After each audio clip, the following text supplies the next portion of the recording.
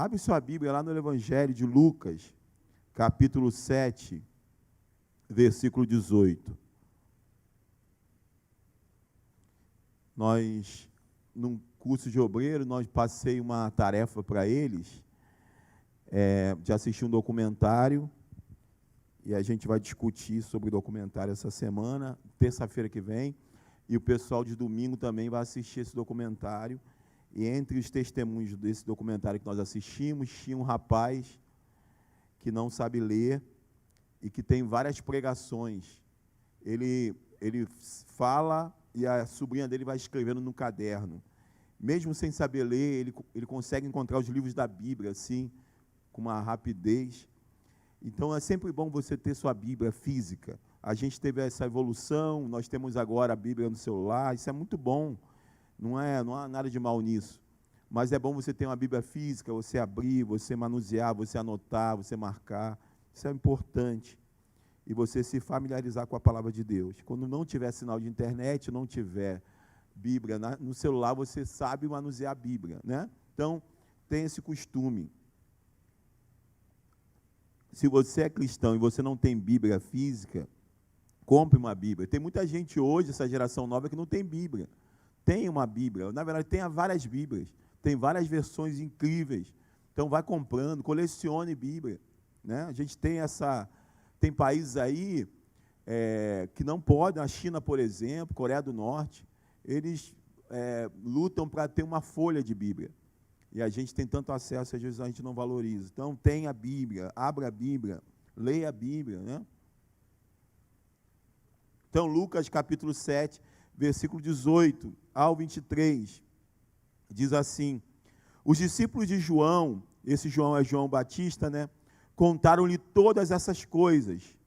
Chamando 2 deles, enviou-os ao Senhor para perguntarem: és tu aquele que haveria de vir, ou devemos esperar algum outro? Dirigindo-se a Jesus, aqueles homens disseram: João Batista nos enviou para te perguntarmos: és tu aquele que haveria de vir, ou devemos esperar algum outro? Naquele momento, Jesus curou muitos que tinham males, doenças graves e espíritos malignos, e concedeu visão a muitos que eram cegos.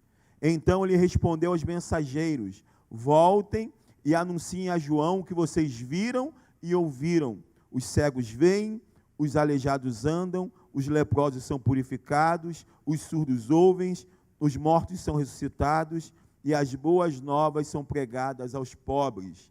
E feliz é aquele que não se escandaliza por minha causa. Amém? Senhor, nós estamos aqui mais uma vez reunidos na sua casa, chamamos da sua casa, no sentido de que nós separamos esse lugar para juntos adorarmos o teu nome e meditarmos na sua palavra. E agora te pedimos, Espírito Santo, que nos ajude quem está em casa, ajude todos nós a compreendermos aquilo que o Senhor quer falar conosco nessa noite, que é exatamente por isso que estamos aqui, para te ouvir, para te adorar, para prestar culto ao Senhor. Em nome de Jesus, amém. Irmãos, todas as vezes que eu me deparei com essa passagem bíblica, eu tive uma sensação estranha. Não sei se vocês conseguem ter uma sensação estranha quando vocês leem essa pergunta de João Batista. Acho que é por ser João Batista fazendo essa pergunta que gera uma sensação estranha. Eu não sei quantos aqui, alguém aqui sente, quando lê essa pergunta que João pediu aos seus discípulos, 2 deles, para perguntar a Jesus, alguém se sente incomodado com essa frase? Seja sincero, alguém sente, levanta a mão, alguém sente assim, estranho, né? Por que a gente fica incomodado com essa pergunta? Porque eu tenho para mim que é de quem vem essa pergunta. Não vem de ninguém mais ou menos de aquele que foi separado para preparar o caminho do Senhor. Quem pergunta, quando ouve o que estava acontecendo, ele está preso, João está preso. Herodes manda prender João, porque João denuncia o pecado de Herodes. Então ele está próximo de ser morto, decapitado. Então essa é a cena. Então quando os discípulos de João chegam para João e contam, olha, está acontecendo isso. Ele vai, pega 2 discípulos e fala assim, ó, vai lá e pergunta a ele se é ele mesmo que haveria de vir ou devemos esperar algum outro. É ele mesmo que as Escrituras anunciam que seja o Messias ou nós devemos esperar outro? Então, por que isso gera tanto essa sensação estranha na gente? Porque é aquele que nasceu com propósito. Se a gente demora para descobrir o propósito da nossa vida, para aquilo que Deus nos chamou, João já nasceu sabendo. Porque a mãe de João era estéril, o pai sacerdote, ele vai lá ministrar no templo, tem uma experiência transcendente, ele vê um anjo, ele é anunciado para ele que a sua esposa ficaria grávida, ou seja, o anúncio do nascimento de João já causou. E Zacarias, o pai de João, fica mudo. Ele sai daquele serviço sacerdotal mudo. Então os vizinhos, todo mundo já ficou achando estranho, que ele está demorando para sair. E quando ele sai transtornado, ele sai mudo, assustado, cabelo em pé, e agora? Ele faz sinais e todo mundo fica, o que está acontecendo? Então é anunciado de alguma maneira que a sua esposa ficaria grávida. E assim João é anunciado. E depois, quando a mãe vai dar um nome do menino, os vizinhos vão pensando, bota o nome de João, bota o nome de Zacarias. E tal, aí não. A mãe diz, não, o nome vai ser João. E aí pegam uma tábua para que o pai pudesse escrever, já não falava ainda, ele ficou o tempo todo do parto, da gravidez sem falar. E aí pedem para o pai escrever, o pai escreve, o nome será João. E fica todo mundo maravilhado, porque não havia nenhum parente com aquele nome. Por quê? Porque João nasceu já com um propósito definido. João foi alguém que foi profetizado, que ele viria no espírito de Elias. Ele teria um ministério que prepararia o caminho do Senhor. João é alguém que nasceu para desbravar, para limpar o caminho. É como se tivesse uma foice tirando todo o mato para fazer um caminho para que Jesus anunciasse o Evangelho. Ele nasceu para isso. Ele tinha um parentesco com Jesus, tinha todo um cenário próximo de Jesus. Ele nasceu sabendo quem ele era, ele nasceu sabendo que ele tinha uma missão, e a missão dele era preparar o caminho do Senhor. Tem uma passagem onde a mãe de João, grávida, vai visitar Maria. E João, no ventre da sua mãe, começa a mexer no ventre e louva ao Senhor dentro do ventre. Então, ele talvez cresceu ouvindo da sua mãe, olha, quando você estava na minha barriga, eu fui visitar Maria. E você, quando nós tivemos contato ali, onde nós ficamos, na casa de Maria, você saltou no meu ventre, você já louvava Jesus dentro do meu ventre. Ele cresceu também diante dessas histórias. E não só isso também, João batizou Jesus. Há um contexto onde Jesus vai até João com 30 anos, e João olha para ele e diz assim, como que o Senhor vem a mim se eu não sou digno de desamarrar suas sandálias? E o Senhor falou, é necessário que isso aconteça, para que se cumpra. E aí João batiza Jesus, ele vê o Espírito Santo descendo com forma de uma pomba, e há uma voz que diz, esse é meu filho amado, de quem eu me comprazo. João vivenciou toda essa situação. João batizou Jesus, João adorou Jesus no ventre ainda, João nasceu com esse propósito de preparar o caminho do Senhor. Então, como, irmãos, entender que agora João, preso, manda perguntar, através dos discípulos, se Jesus era de fato o Messias ou se ele deveria esperar outro? Como compreender isso vindo de alguém tão íntimo, tão ligado a Jesus? Alguém que foi separado para isso. Então, é algo que choca a gente. A teologia, os teólogos, têm duas ideias disso, duas compreensões. A primeira é que se tratava não de dúvida de João, mas de um método de ensino de João. Então, João, para ensinar os seus discípulos, ele disse, vão lá, pergunta a ele se é ele ou se deveremos esperar outro, como uma forma dos seus discípulos aprenderem. Chegando lá, ouvindo e vendo, eles iriam aprender que de fato estavam diante do Messias. a essa ideia, mas a ideia mais forte é de fato que João, nesse momento, diante da prisão, diante da iminente morte, ele fica em dúvida, ele fica com medo, ele entra em crise, como qualquer pessoa. A Bíblia diz que Isaías fez coisas extraordinárias, mas também era homem sujeito às mesmas paixões que nós. É como se a Bíblia pegasse o maior exemplo de profeta que fez coisas tremendas através do poder de Deus e dissesse: esse profeta que vocês veem como alguém que fez coisas tremendas, era homem sujeito às mesmas paixões que vocês. Ou seja, no momento de crise, o evangelista aqui foi ministrando e falou praticamente isso. No momento de crise, de situações difíceis, muitas vezes, mesmo tendo todo um histórico com o Senhor, mesmo conhecendo o Senhor, mesmo servindo o Senhor, mesmo sendo testemunha do milagre que Ele fez na nossa vida, muitas vezes, ainda assim, nós somos capazes de entrar em crise, de ter dúvidas. Isso não desqualifica João. Isso não tira de João a salvação dele. Não. Alguém já dizia que quanto mais santo, quanto mais usado por Deus, mais homem, mais ser humano, mais sensível. Paulo era alguém assim, muito usado por Deus, mas que sofria dores terríveis exatamente por ser usado, porque quanto mais você se envolve com as coisas de Deus, mais seus olhos espirituais são abertos. E mais você consegue enxergar a dor do outro. E mais você sofre por outros. Então, muito diferente do que a gente imagina o que é ser santo, que é ser isolado de tudo e de todos, ou ser isolado no sentido de não ter e não demonstrar fraqueza, ou não demonstrar crises. Na verdade, é pelo contrário. Quanto mais o servimos, quanto mais nos dedicamos, quanto mais estudamos, quanto mais oramos, mais sensíveis nós nos tornamos. Alguém já dizia, o profeta: olha, depois de ter feito tudo, continue inabalável. Porque se tem uma coisa que acontece muitas vezes, é depois da gente ser usado por Deus, a gente entrar numa crise. Aí a gente lembra do profeta Elias. Depois da vitória contra os profetas de Baal, depois de uma vitória incontestável, ele recebe a ameaça de Jezabel e ele entra nessa mesma crise. Ele foge com medo e quer morte, quer morrer de qualquer jeito. Então, eu vejo aqui um João, sim, em crise. Um João, sim, vivendo esse conflito.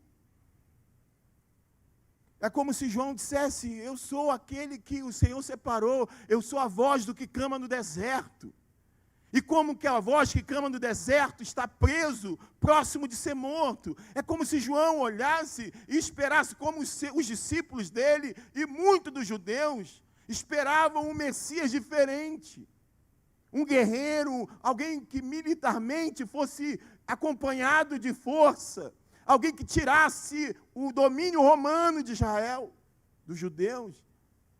E quando eles vêm um Cristo manso, humilde. Um Cristo filho de carpinteiro, alguém que vem de uma cidade simples. Pode vir alguma coisa boa de Nazaré. Então, quando talvez eles olhassem na hora do conflito, na hora da luta, na hora da prisão, na hora da doença, na hora da dor, na hora do medo, muitas vezes gera em nós a dúvida: será que é ele? Será que eu me enganei? Os discípulos no caminho de Emaús foi a mesma coisa. Eu acho que não era ele, não. Eu acho que a gente deixou a pescaria à toa. Eu acho que a gente seguiu ele à toa, porque já é o terceiro dia e não aconteceu nada. Ele não ressuscitou até agora. Eu acho que nós nos enganamos. E eles tristes andavam até que aparece alguém e começa a conversar com ele. Por que vocês estão tristes? E vai falando e vai orientando eles a partir da palavra. E aí sim que seus corações começam a arder. E somente quando ele entra na casa deles e parte o pão, os olhos deles se abrem e Jesus some da frente deles. Mas até então, eles também estão em crise, porque na hora da dúvida, na hora da aprovação, muitas vezes nós deixamos essas dúvidas crescerem dentro de nós. E João estava exatamente assim. Na verdade, nada mudou. João não se perdeu. Sua esperança que Jesus era aquele que deveria vir ao mundo antes, teve um momento de dúvida. Ele não deixou de crer, mas ele entrou em conflito pela realidade e pelo que estava vivendo, pela sua realidade e por aquilo que estava vendo. Parecia não fazer sentido. Eu lembro que, quando eu ainda não era pastor, eu olhava para o meu pastor, na época, o pastor Sanoval, e eu via algumas atitudes dele, algumas decisões dele, e eu pensava dentro de mim, se eu fosse pastor, eu faria diferente. Muitas vezes, algumas decisões, algumas reações dele me chocavam, e eu pensava, se eu for pastor, eu vou fazer diferente. Algumas vezes ele pregava, ficava todo suado, cansado, uma pregação tremenda, e muitas vezes ele pegava e dizia assim, olha, continua aí, e ele saía, abria a porta, e ia, pegava o carro e ia embora para casa. E aquilo olhava e falava assim, o que é isso? Se eu for pastor, eu vou fazer diferente. E hoje eu me encontro na função que é o do pastor Sanoval. E hoje eu consigo entender todas aquelas reações dele, consigo sentir as mesmas reações. Talvez se eu pudesse fazer isso, eu sairia depois da pregação, pegava um carro, ou a bicicleta mesmo, ou a pé, e deixava vocês continuarem, porque a gente sai arrebentado emocionalmente, a gente sai esgotado fisicamente, a gente fica, sabe, esgotado. Tamanha é a demanda, tamanhas são as necessidades, tamanhos são os desafios, tamanhos são os questionamentos, tamanhos são os pedidos de socorro, de ajuda, o choro. E aí eu comecei a perceber que eu não era diferente dele, que eu não sou melhor do que ele, mas às vezes a gente tenta olhar as coisas e pensar, eu faria melhor do que Deus. Se eu fosse Deus, eu faria diferente de Deus. Talvez João Batista pensando, eu faria diferente de Deus, eu mataria Herodes, eu me tiraria daqui, eu demonstraria que Deus é Deus de uma maneira mais enfática possível. A gente olha para a nossa vida e pensa, se eu fosse Deus, eu escreveria diferente. Eu não faria isso que está sendo feito. Eu não tomaria esse caminho. Quando o povo de Israel saiu do Egito, eles já questionaram logo de saída, porque disseram, poxa, ele já começou nos levando por um caminho mais distante. Existe um caminho, um atalho, todo mundo sabe que tem um atalho, e ele já nos tira do Egito por um caminho mais distante. E já começaram a questionar, quando na verdade depois eles ficaram sabendo que Jesus levou-os por um caminho mais distante, porque sabia que eles não eram um povo de guerra. E por um caminho mais próximo, mais rápido, eles iam passar por áreas de conflito, de guerra, logo de cara, e poderiam ter medo, e poderiam querer regressar. Ou seja, nós não conseguimos enxergar além dessas paredes, mas nós queremos nos colocar como alguém que enxerga. Nós achamos que sabemos, nós achamos que temos respostas melhor do que Deus, e por isso que nessa hora nós queremos nos colocar no lugar de Deus. E dizer, eu faria diferente. E esse talvez seja o conflito de João. Talvez seja alguém pensando, tem alguma coisa errada. Cadê o guerreiro? Cadê o Messias que vai nos libertar? Que história é essa de ser levado como ovelha muda diante dos tosqueadores? Que história é essa de ser manso e humilde de coração? Que história é essa de não ter aparência? Que história é essa de ser um homem experimentado nos trabalhos? Eu pensei que ele seria alguém no cavalo branco, eu pensei que ele seria alguém forte, eu pensei que ele seria alguém de boa aparência. Como que eu vou entender esse Messias que está ferido, que está agonizando, que está dizendo, Deus meu, por que me abandonaste? Como entender o Messias desse jeito? A mesma coisa na nossa vida. A mesma coisa na nossa história. Como entender sua história quando tudo parece estar errado, quando tudo parece estar de cabeça para baixo? Como entender nossa história a partir de Luciana, que faz a cirurgia, depois tem que voltar a fazer uma cirurgia na coluna, e está internada, estava lá no pronto-socorro, lá e na emergência, vivendo e vendo coisas terríveis, esperando a cirurgia, e agora não é mais amanhã, vai ser terça-feira. Graças a Deus ela foi transferida para a enfermaria. E ela está nos ouvindo, como entender isso? Mas a gente precisa entender, e ela mesma me disse que Deus tem os seus propósitos, e mesmo que a gente pense que faria melhor, Ele sabe além do que a gente sabe, Ele vê aonde a gente não vê. Ele tem suas fórmulas e seu jeito, a gente não entende porque somos limitados, mas Ele sabe. É Ele mesmo. Ou deveremos esperar outro? A gente, com a nossa religiosidade, se acostumou a querer não ser gente. a querer não falar o que está sentindo, fingir muito bem. As maiores dúvidas vêm na nossa mente, mas a gente diz, não, preciso fingir. Fingir que não estou sentindo, fingir que eu não estou pensando, fingir que eu não estou questionando. Eu preciso fingir. Confundimos isso com fé. Como se a fé não te desse espaço para você duvidar. Para em alguns momentos você entrar em crise. E aí vivemos uma prisão pior de todas as prisões, que é a prisão da religião. Que não nos permite ser a gente, conversar, acho que não tem uma relação melhor com ninguém, onde você possa dizer o que você está sentindo. Não tem prisão pior do que você estar com alguém, onde você não pode dizer o que você sente. Eu já vi casais que são assim. É um relacionamento onde se o outro disser o que está sentindo, o relacionamento acaba na mesma hora. Onde não se pode se dizer o que está sentindo, suas crises, suas dores, onde um morre para que o casamento permaneça vivo. Onde um já morreu para que as coisas pareçam que está tudo bem. Aí tem 10, 20, 30 anos de casamento, onde não há vida. Onde não há vida, só um vive. Isso não é relacionamento. Nossa relação com Deus, com nosso Pai, é um Pai que ouve as coisas mais absurdas, como o Vani cantou, onde o filho diz, eu quero minha herança. E ele diz, toma a sua herança. E o filho volta e ele diz, eu te recebo. Porque é isso que é um relacionamento onde você vive suas crises e você pode colocar para fora suas crises. Quando Tomé duvida, Jesus se apresenta, Jesus faz como um professor. Tomé, por que duvidaste? Coloca a mão, toca aqui. Tomé, vem aqui, passa a mão. Ele não só diz, olha, eu estou aqui, Tomé, sou eu. E ele não só diz como resposta para João, quando os discípulos vêm, olha, João pediu para que a gente perguntasse se o Senhor é Cristo ou devemos esperar outro. Aí ele diz assim, não, diz para ele que eu sou Cristo. Não. Ele simplesmente responde agindo. Ele diz, começa a curar, começa a dar vista aos cegos, começa a pregar o evangelho, e daqui a pouco ele para e diz assim, vocês viram? Vai lá e diz para João, cegos vêm, coxos andam.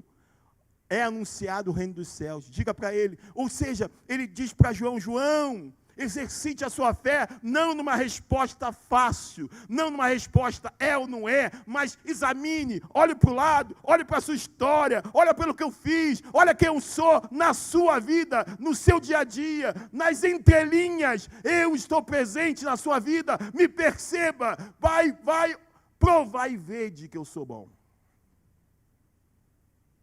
Melhor do que uma resposta pura e simplesmente, ele dá aí todo um caminho para que João pense, para que João reflita. Porque nós somos fracos, pequenos, frágeis, e ele, como um sumo sacerdote, descrito em Hebreus, ele sabe do que nós somos, ele sabe da nossa fragilidade, e esse sumo sacerdote, ele se compadece das nossas fraquezas. Pois assim como nós, em tudo ele foi tentado sem pecado, ou seja, por causa disso, nós devemos nos aproximar do trono da graça com toda a confiança, a fim de recebermos misericórdia e entrarmos na graça que nos ajuda no momento de necessidade, ou seja, nós temos alguém que sabe exatamente quem nós somos e o que sentimos, e podemos fazer desse sumo sacerdote alguém que possa nos ouvir nas nossas angústias, nas nossas dores. Nós acreditamos de forma errada que um verdadeiro e genuíno cristão não duvida. Um crente pode sim passar por momentos de perplexidade e de confusão, passar por momentos de angústias e crises. Infelizmente, não dificilmente a dúvida é vista como falta de fé ou como algo que não deve ter quando falamos a respeito do Evangelho e da vontade divina. Nós excluímos isso e fingimos que não sentimos. Sempre precisamos estar convictos, sempre ter certezas absolutas. Nós temos que criar uma ideia assim, não posso, eu não duvido. Às vezes até a gente fala para a pessoa assim, olha, no momento que você entregar a sua vida para Jesus, você vai ser preenchido de tal forma que você não vai ter mais necessidade de nada. No momento que você começar a se entregar e começar a orar, começar a ler a Bíblia, começar a se batizar, servir a Deus, você vai começar a experimentar uma transformação tão grande que você não vai sentir falta de nada. Isso é perigoso, porque quando a pessoa se batiza e ela se levanta dali, ela começa a criar essa ideia. Só que quando chega na segunda-feira, ela começa a lidar com suas angústias, seus anseios, e ela começa a ver que mesmo servindo a Deus, vai haver situações em que vai parecer que ela está sozinha, vai parecer que o ar está rarefeito, vai parecer que a oração não subiu do teto, vai parecer que você está abandonado, e ela precisa ter a convicção de que mesmo que pareça que ele está ausente, ele está presente. Essa ideia infantil de que encontrei Jesus e tudo foi se resolvido, minhas crises estão resolvidas, ela é muito perigosa. Nesse documentário que a gente está estudando, que a gente passou para os obreiros, o que eu achei mais incrível do documentário, que são pessoas simples encontrando o Evangelho, mas muito conscientes do que encontraram. A primeira coisa que me chamou a atenção foi quando eles disseram, outro, todos eles disseram, eu sou um miserável, eu não tinha valor algum, o Senhor me resgatou, mas eu não merecia ser resgatado. Eles tinham total consciência do que eles eram em Deus, do quanto que o pecado os afastou de Deus e do quanto eles necessitavam da graça de Deus. Eles não se viam como merecedores. Isso já é algo incrível nos dias de hoje, onde, para se pregar o Evangelho, se enaltece o homem no lugar onde o homem não está. Onde se oferece um Cristo que coloca o homem como um Deus. Para atrair o homem, se coloca o homem como um Deus. Ele é muito mais valioso do que o ouro de Ofir. E aí ele vem porque ele fala assim, olha, eu sou demais. Quando na verdade, quando você encontra o Evangelho, você começa a entender que você é digno da ira de Deus. E que a ira de Deus vinha sobre você. E o sangue do Senhor, pela sua graça, te cobriu. E aí sim você foi salvo. Então, essa consciência do que de fato é o Evangelho precisa tirar de nós essa infantilidade de que uma vez que adquirimos o Senhor, nós estamos imunes às situações da vida, às dores da vida. Não, nós passaremos por dores, por dificuldades, no mundo tereis aflições, mas tem de bom ânimo, eu venci o mundo. Ou seja, em meio à perda, nós teremos o ganho, em meio à pobreza, nós seremos ricos, em meio ao choro, nós estaremos alegres. Haverá sempre esse dualismo, esse conflito dentro de nós. Mas às vezes a gente cria uma ideia religiosa de que, uma vez que a gente encontra o Senhor, todos os nossos problemas se acabaram. E por isso que na hora que os problemas aparecem, mesmo com o Senhor, a gente entra em crise.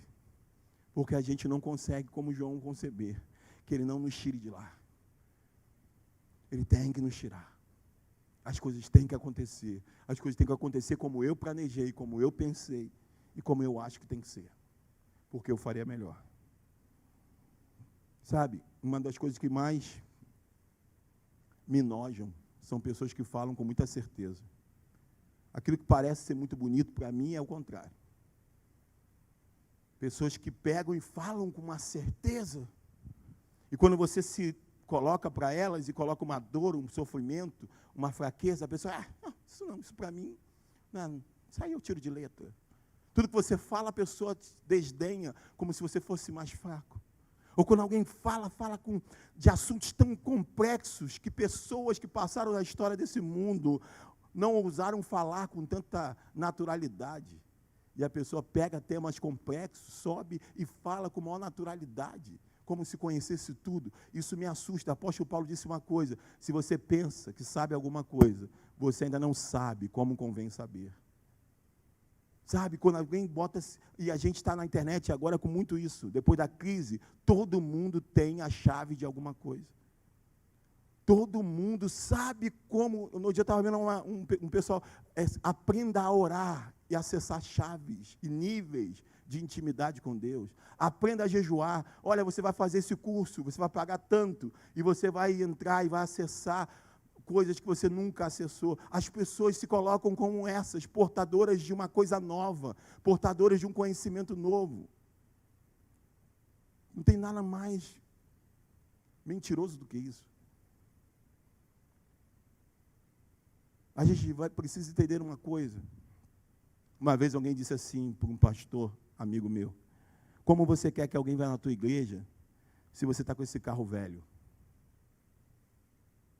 Porque a gente pensa, como o judeu pensava, que riqueza e que uma posição, um carro, é constatação de que Deus está com você. Por isso, quando eles olharam o cego de nascença, atribuíam a cegueira daquele cego ao pecado dos seus pais. Quem pecou, ele ou seus pais? Nem ele, nem os seus pais. Ele nasceu assim para que minha glória se manifestasse na vida dele. A gente fica tentando achar Deus na manifestação de poder de alguém. Alguém que revela, alguém que fala, alguém que se demonstra força, alguém que não chora, alguém que demonstra que não titubeia, não fica para trás. Ele manda o demônio sair de costa, de mão para trás. Ele tem poder. A oração dele é poderosa. E é isso que a gente quer seguir. Quando a gente vai ver Jesus crucificado, agonizando, tendo cãibra, todo machucado, a coroa de espinho nessa área da cabeça, onde é vascularizada, é sangue abundante. Ele está lavado de sangue.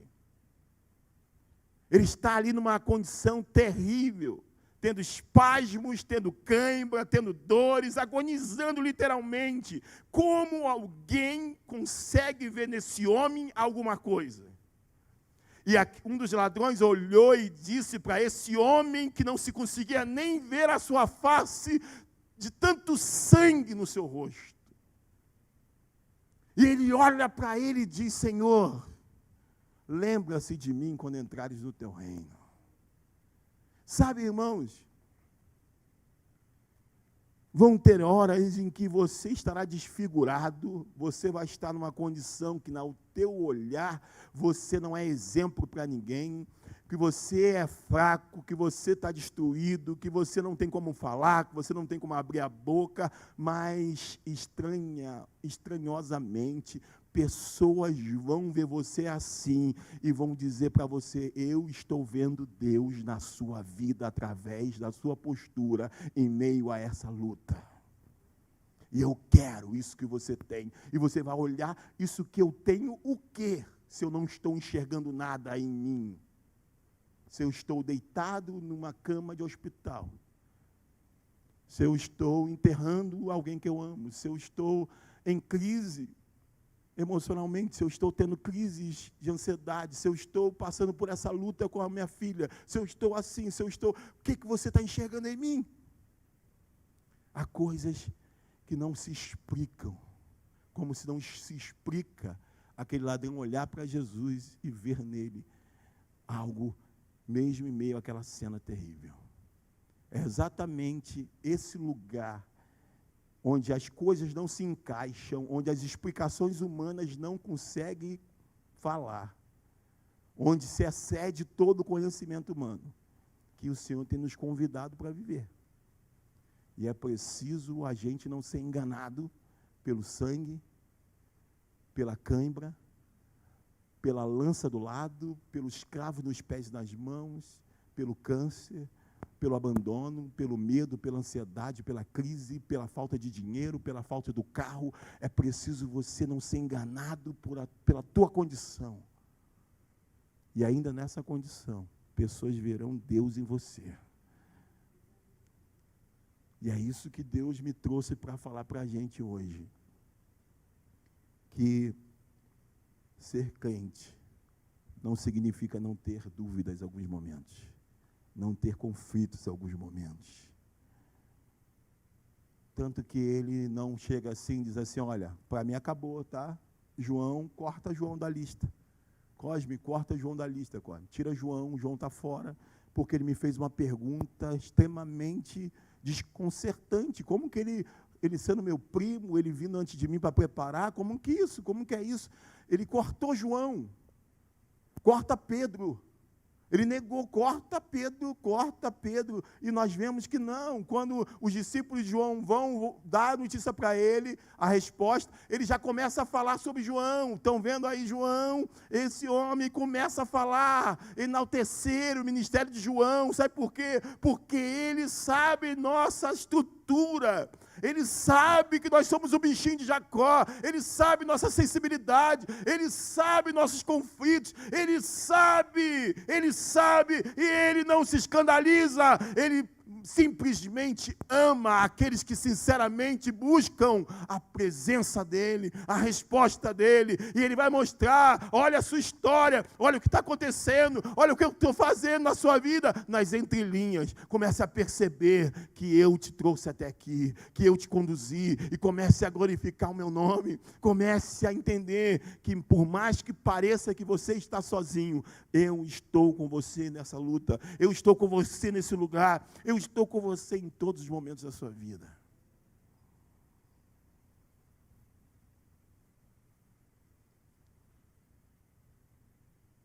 Luciana me mandou um texto para que eu lesse hoje, que é o mesmo contexto disso que a gente está falando.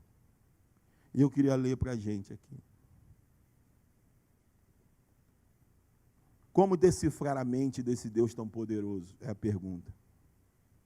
Como compreender o seu agir e o seu efetuar? Como entender o porquê de Ele levar a minha fé a níveis que me sufocam, em ocasiões que parece que não vou suportar? Quanto mais oro, tudo se torna mais difícil. Quanto mais intercedo, mais as coisas tendem a fugir do controle. Quanto mais peço a Ele para aumentar minha fé, mais me falta confiança. Quanto mais intensas são as minhas preces, mais o medo, a aflição e a frustração tomam o meu peito. Busco respostas que não vêm. Busco certezas que não encontro. Busco direção e a sensação é que estou mais perdido. Às vezes, sinto-me como Jeremias, com papel e caneta, escrevendo as lamentações da minha vida.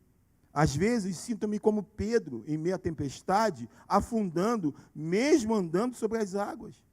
Às vezes, sinto-me como Moisés, cheio de dúvidas, cuidando de ovelhas, aquém da minha capacidade, tentando ver sentido onde não faz sentido. Em meio a esse turbilhão de sentimentos, algo me leva a crer e confiar. É como se uma chama no meu peito me levasse a prosseguir.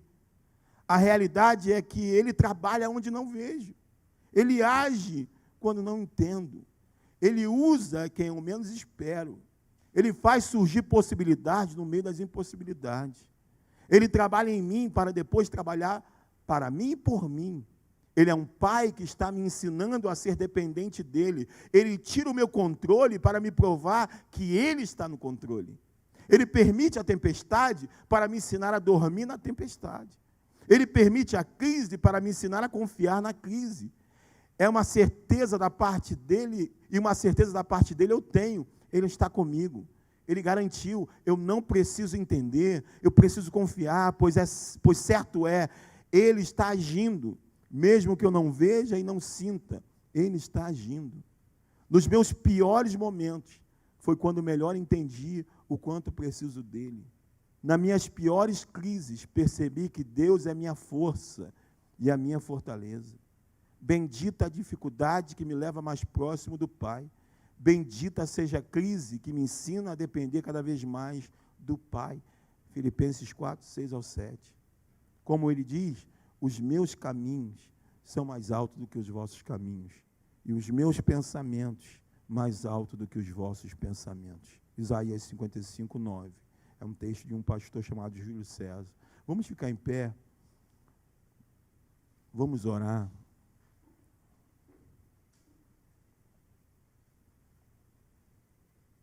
Irmãos, nós estamos indo para mais um aniversário da igreja em julho. E a gente precisa, como igreja, estabelecer sempre um retorno ao trilho.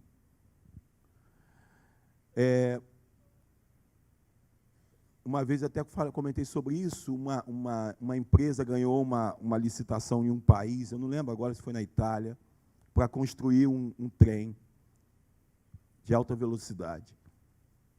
E parece que era longe o local que eles iam construir, estavam com os desenhos, com a planta, com todos os desenhos ali, e eles construíram. prepararam ali alguns vagões. Na hora que eles foram levar, transportar e colocar, havia diferenças gritantes do tamanho do trem construído com o tamanho do trilho. E aí eu volto para aquela história do gabarito. No estaleiro e nas empresas que trabalham com construção, você tem que construir um gabarito que tem que passar por uma aprovação do controle de qualidade, tem que passar por medições. Você não pode pegar o seu metro da sua casa, a sua trena, e preparar aquele gabarito. Porque a sua trena tem que ser certificada. Tudo para medir é certificado, aprovado e validado. Tem data de validade para a trena. Porque se você pega qualquer trena, pode haver uma diferença. Então, o gabarito é construído dentro de um processo de qualidade. E aquele gabarito precisa, para construir uma peça, ser trazido, volta e meia, para se colocar ali e ver se está dentro do que mediu, do que fez. Senão, no final, a obra sai torta, a obra dá errado. A igreja precisa ir para o gabarito o tempo todo. Porque são tantas loucuras, são tantas distorções do Evangelho, que a gente vai absolvendo elas. Mesmo que você não queira. E as ideias vão sendo corrompidas. E a sua percepção de quem Cristo é e de quem Deus é desfigurada. E você espera um Cristo que não existe, um Deus que não existe. Você espera um tratamento que Ele não prometeu dar. Você espera um Deus que não é o Deus bíblico, que não é o Cristo dos Evangelhos. E por isso que a gente se choca, por isso que eu recebo telefonema dizendo: pastor, eu fiz tudo certo. Quando não existe essa lógica onde eu faço tudo certo e por ter feito tudo certo, tudo vai dar certo. Mas na nossa crise, na minha crise, essas vozes religiosas vêm. E eu começo a querer dar uma carteirada nesse Deus. Porque essas vozes religiosas que me distorceram do projeto original, me disseram que eu tenho que fazer por merecer. E se eu fizer por merecer, eu serei protegido de perdas, de lutas, de doenças, de situações da vida. Porque é isso que se vende na religião. É isso que atrai. Se a gente começar a vender isso, esse lugar se torna pequeno. E a gente constrói um prédio, e a gente constrói filiais no Brasil e no mundo. Porque todo mundo quer ouvir isso. Então, eu vou te dizer, olha, se você fizer isso, você vai prosperar de tal forma que nada vai te atingir. E a gente usa a Bíblia para isso. A gente usa o Salmo 91 para validar essas coisas. Só que depois, na realidade da vida, você vai perceber que não é bem assim. Você vai perceber um Deus que te disse claramente o que te esperava. E Ele vai dizer assim: tenho-vos dito isto para que em mim tenhas paz. No mundo tereis aflições. Ele está dizendo: tenho te antecipado, tenho te relatado, tenho te dado o que vai acontecer. Antes, para que quando acontecer, você vai buscar resposta somente num lugar. As circunstâncias não vão te responder. As religiões não vão estar lá. Eles vão, muito pelo contrário. Eles vão como resposta para o que eles estão te ensinando e vai dizer: você que é fraco, você que não doou tudo que você tinha que ter doado, você que não orou como tinha que ter orado, você que não subiu um monte como devia ter subido. Então, eles vão sempre te colocar para baixo, pior do que você já está. Então, nessa hora, ele vai dizer: para que em mim tenhas paz. Todos os momentos que não tiver nada, você vai ter que buscar nele.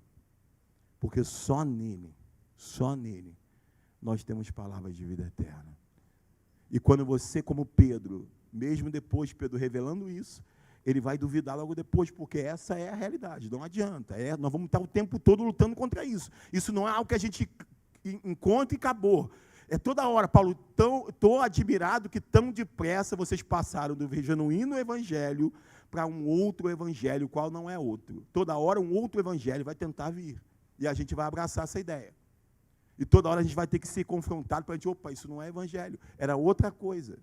E aí a gente vai voltar para esse lugar de saber que quando a gente sabe a identidade de Cristo e que só Ele tem palavra de vida eterna, a gente encontra a nossa própria identidade. Aí um pastor falou isso, ele falou assim: pela falta da identidade, de saber quem Cristo é na sua vida, e automaticamente, quando você sabe quem Ele é, você sabe quem você é. Por isso que a gente vê as coisas de mais loucas. Garoto que começa a ganhar dinheiro no futebol e parecer com uma roupa toda prateada, igual um maluco, se vestindo igual um doido, porque como ele não tem identidade, ele fica louco. Aí ele compra um garoto como o do Flamengo, que estava lá, chegou com um carro de 500 mil reais, garoto começando a carreira, porque não tem identidade. Agora, aquele que até prospera numa profissão, e ele sabe quem ele é, ele vive bem, ele pode até usufruir de alguma coisa, mas ele não faz daquilo o seu carro-chefe, porque ele sabe que só há um que tem palavra de vida eterna. Quando o bicho pegar, aquele carro não faz nada. Quando o bicho pega, aquela posição, aquelas mulheres, aquilo não faz nada. A mansão não faz nada. E é a hora que a gente vai clamar pelo nosso Deus. Hoje aqui, por isso que eu digo para você, e eu luto por isso, a gente tem que se voltar toda hora para esse gabarito, para esse momento aqui, para que a gente encontre esse Deus novamente, e a gente tire toda a ideia errada de quem Ele é. Ele é esse Deus. Senhor, nós estamos aqui, diante da Tua palavra, para colocar o nosso coração diante de Ti. Obrigado pela oportunidade de ouvirmos quem Tu és. Foi isso que me livrou da desistência de viver, quando não tinha mais prazer em viver, quando não me sobrou nada para querer acordar, para querer me levantar, eu pude olhar e dizer e encontrar em Ti aquilo que eu precisava. Eu quero agora honrar aqueles que me apresentaram o Evangelho, mesmo na simplicidade da Assembleia de Deus da Ilha da Conceição, mesmo na simplicidade da Igreja Batista da Ilha da Conceição, nas escolas dominicais, mesmo na simplicidade dos professores que passaram na minha vida, aquilo, Pastor Sonoval, a Igreja El Shaddai, tudo aquilo que nós ouvimos de Evangelho foi importante no dia em que não nos sobrou nada, e quando não tínhamos nada, nós tínhamos tudo, que é olhar para aquele onde encontramos a paz que excede todo entendimento humano. Pai, não deixa a gente perder de vista isso, não deixa a gente substituir o Senhor por qualquer outra coisa. Pai, nós cremos que Tu és o Cristo, o Filho do Deus vivo. Há momentos em que vamos fazer como João, vamos ficar em crise, será que é Ele mesmo? Será que é isso mesmo? Será que Ele vai voltar? Vai haver momentos, sim, Senhor, que a gente vai falar isso. E o Senhor conhece o nosso coração, mas logo depois a gente já vai declarar: que loucura que eu estava dizendo, como o rei Davi, como Davi entrou em crise vendo a prosperidade dos ímpios, começou a olhar e desejar o que os ímpios detinham, parecia que eles não sofriam, pareciam que eles estavam bem, e aí diz que quando ele entrou no templo, aí ele viu o fim que estava destinado a eles, e aí também ele viu aquilo que cabia a ele. Senhor, obrigado, porque quando nós estamos aqui, nós podemos ter acesso à Tua palavra. Quando nós estamos em casa, quando estamos no nosso momento com o Senhor, nós temos oportunidade de regressar às Escrituras, regressar aos Teus ensinos, regressar a esse tesouro, Pai, esse tesouro maravilhoso, que nos dá força, que nos dá coragem para vencer todas as coisas. Obrigado, Senhor. Nos leva à maturidade, nos leva ao crescimento, nos leva, Senhor, a um nível de intimidade maravilhoso na Tua presença. Quem recebe, diga amém. E aplauda ao Senhor. Amém, meus irmãos? Aplauda a Ele a honra, a Ele a glória, a Ele a adoração. Glória a Deus.